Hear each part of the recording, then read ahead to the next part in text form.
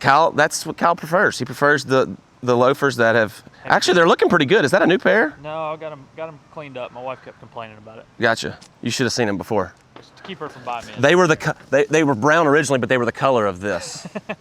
Yep. They've been with me for a minute. Yeah, so.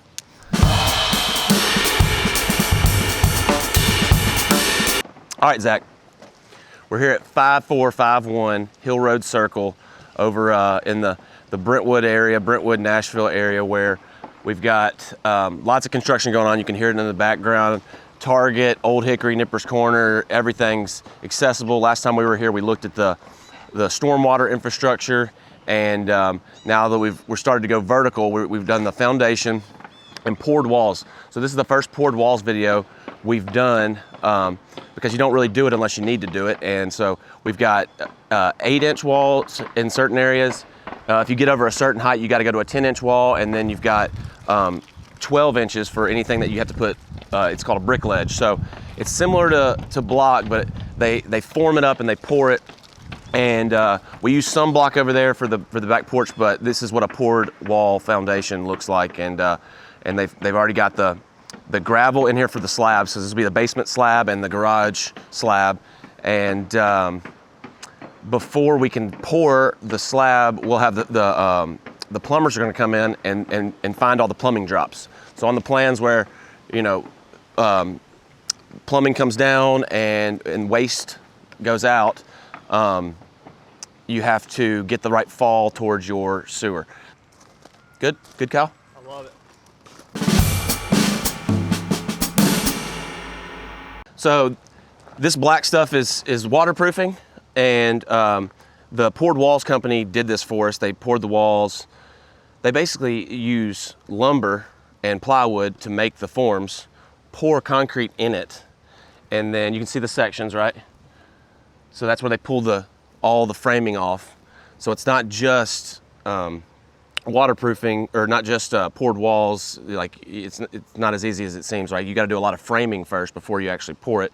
But this is the waterproofing. This is the dimple board. So basically that is to protect where the grade comes up, so it doesn't. So like gravel or backfill or whatever doesn't compromise the rubber or the membrane of our waterproofing. Because if you get gravel in there and it you know, cuts it, because you can feel it with your fingernail.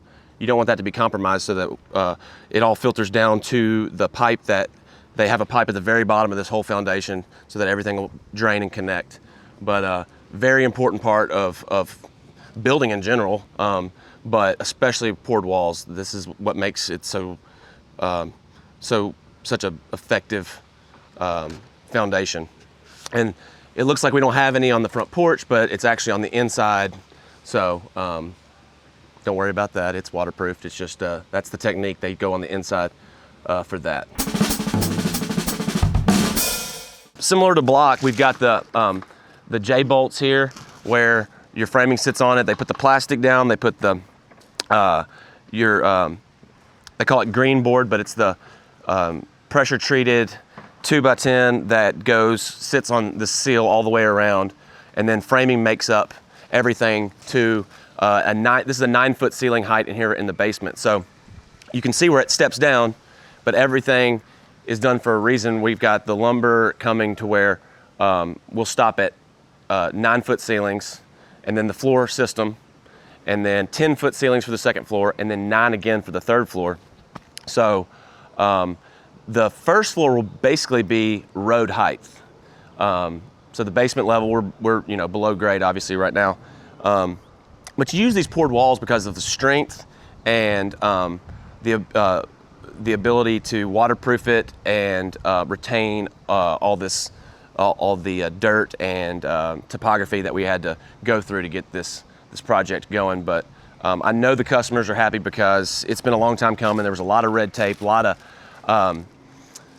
of metro inspections and everything just to get this house started. So they are really excited about everything. This is this block area over here is the back porch. That cluster of block over there is where the fireplace is going to go. You've got to have a strong base for a masonry fireplace like that. It's not going to be a light, cheap fireplace. It's going to be a nice masonry fireplace.